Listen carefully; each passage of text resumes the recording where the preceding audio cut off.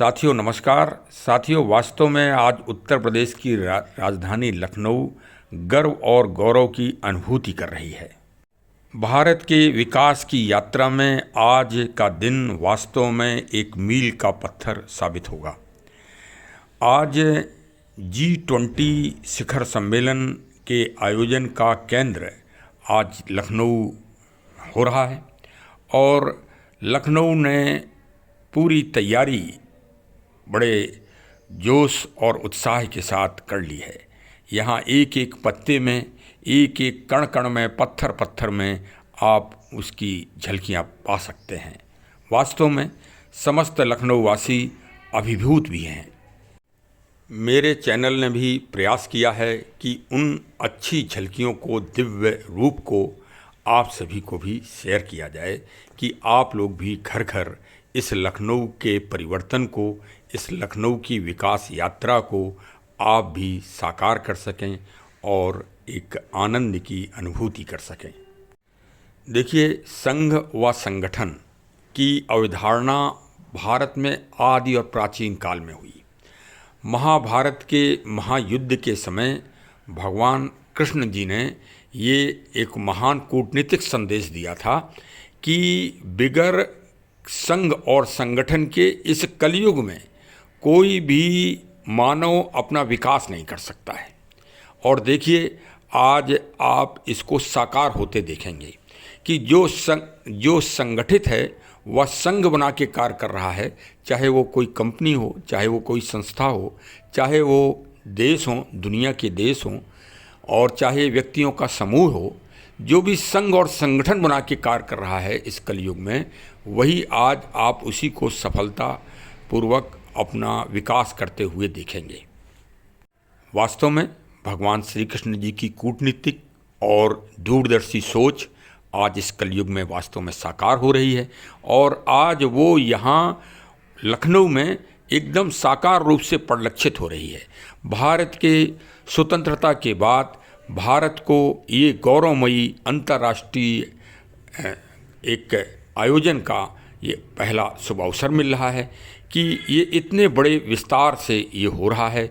और पिछले वर्ष 2022 में इंडोनेशिया में बाली में हुए शिखर सम्मेलन G20 में भारत को इसकी गौरवमयी अध्यक्षता का कार्य 2023 में दिया गया है तथा वर्तमान समय में हमारे माननीय प्रधानमंत्री जी श्री नरेंद्र मोदी जी इसकी अध्यक्षता कर रहे हैं। ये सब हम सब देशवासियों को, भारतीयों के लिए एक गौरवमयी एक क्षण है।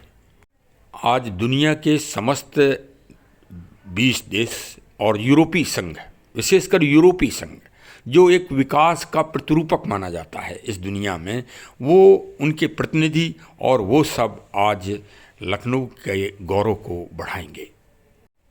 उत्तर प्रदेश सरकार में वर्तमान में माननीय मुख्यमंत्री श्री आदित्यनाथ योगी जी ने उनके स्वागत और सत्कार के लिए एड़ी चोटी एक कर रखी है और उनकी टीम ने वास्तव में इन 2 महीने में लखनऊ की दिशा और सोच और विकास को परिवर्तित कर दिया है, जिसकी झलकियां मैं आपको अब दिखाने का एक सार्थक प्रयास करने जा रहा हूं।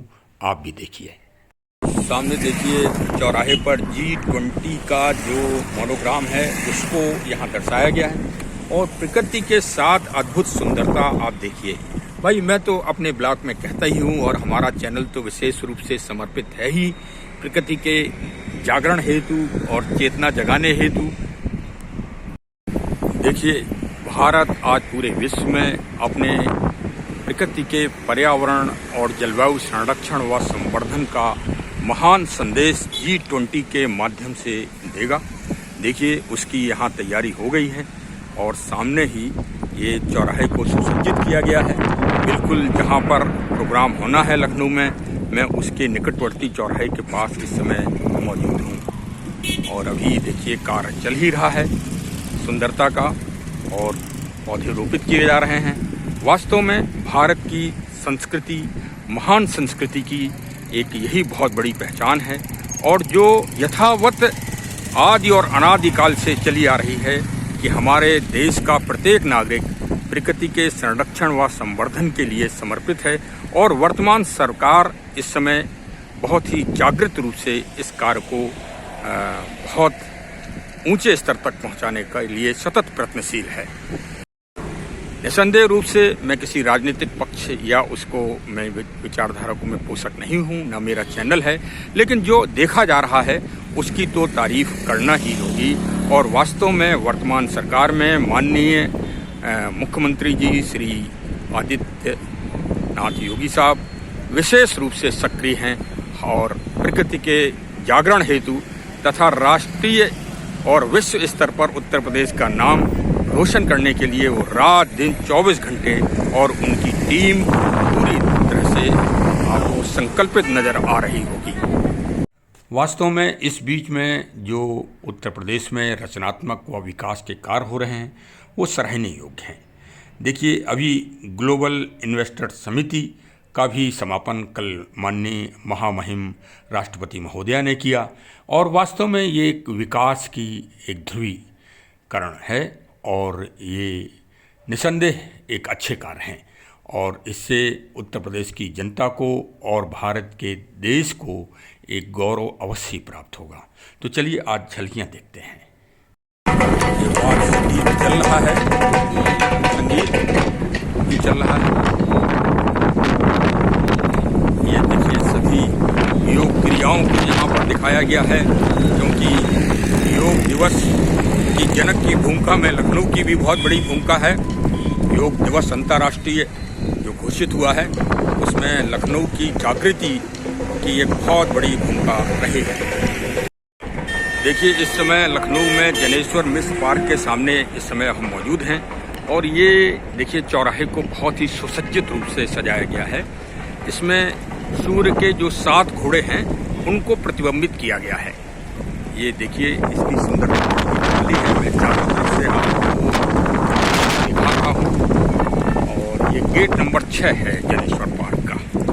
यहीं से फिर आगे शहीद पथ के लिए रास्ता चली जाती है लखनऊ से। ये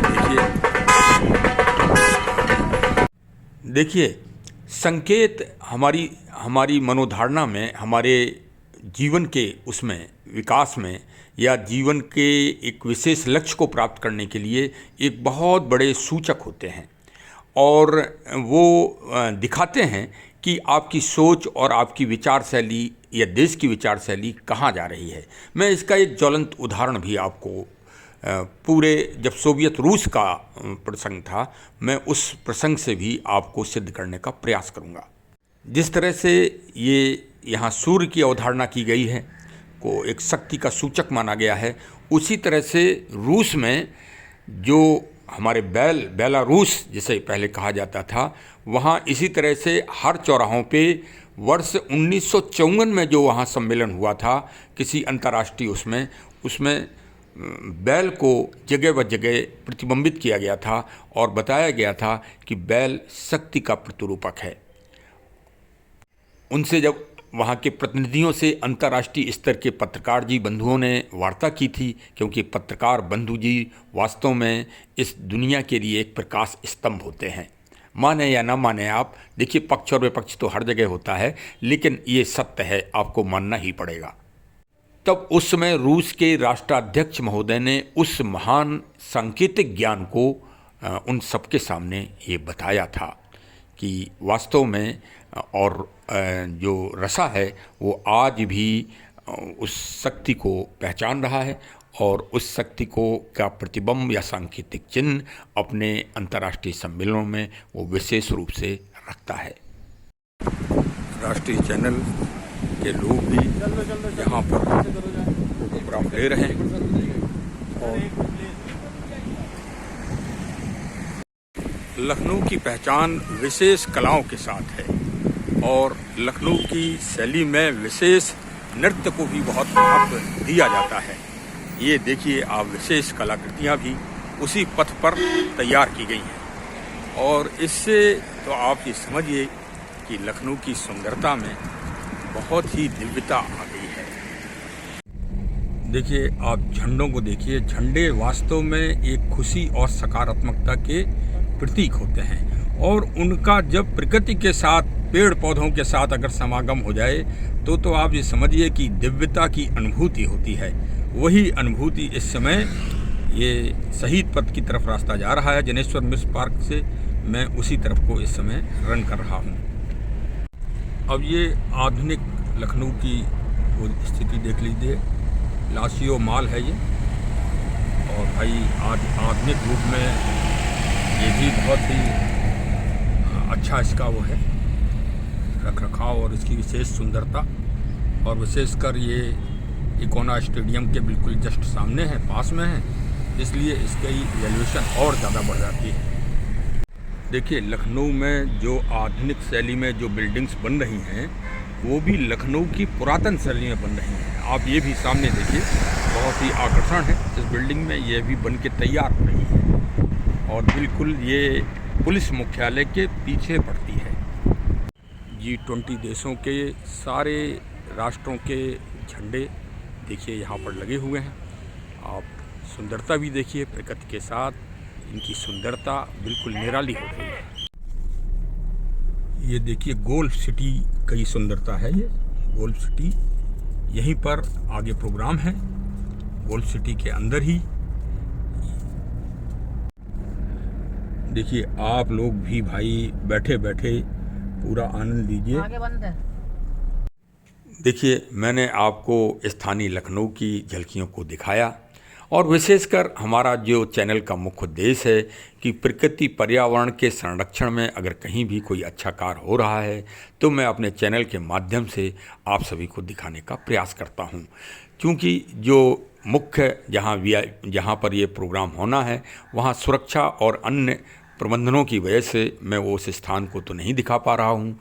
आगे चल के प्रयास करता रहूँगा कि शासन या प्रशासन से परमिशन प्राप्त करके और उन चीज़ों को भी मैं आपको दिखाने का प्रयास करूँगा। देखिए प्रकृति संरक्षण का G20 में जलवायु संरक्षण का एक विशेष बिंदु रहेगा।